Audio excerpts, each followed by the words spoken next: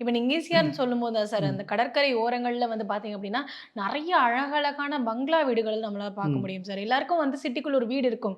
ஒரு சின்ன அபார்ட்மெண்ட்டாவது வச்சிருப்பாங்க. ம். ஆனா சிட்டிக்கு வெளியில இந்த ஈசிஆர் பகுதிகள்ல ஒரு பங்களா வீடு, ஒரு ம். கடற்கரைய பார்த்த மாதிரி ஃபேஸிங்ல இருக்கக்கூடிய ஒரு வீடு வந்து ம். வச்சுக்கிறது அப்டின்றது ஒரு ஃபேஷனா இருக்கு ம். அப்டின்றப்போ, அவங்களுக்கு எந்த வீட்டோடைய அமைப்பு வந்து செயல்படும் ம். சார்? இல்ல வீட்டினுடைய அமைப்பு அப்படின்னு பார்த்தீங்கன்னா, எல்லாம் பொதுவானது தான். ம். அதுக்கு வந்து ஒவ்வொரு வீட்டுக்கு ஒவ்வொரு அமைப்பு அப்படின்னு சொல்லி எடுக்க வேண்டியதில்ல. ம். அதில எப்படின்னு கேட்டீங்கன்னா, ஒவ்வொரு பகுதிக்குமா வாஸ்து மாறுமா ம். அப்படின்னா கிடையாது. கிடையாது. ம். தொழிலுக்கு மாறும். ம். ஆனா வீட்டுக்கு ஒண்ணு தான். ம்.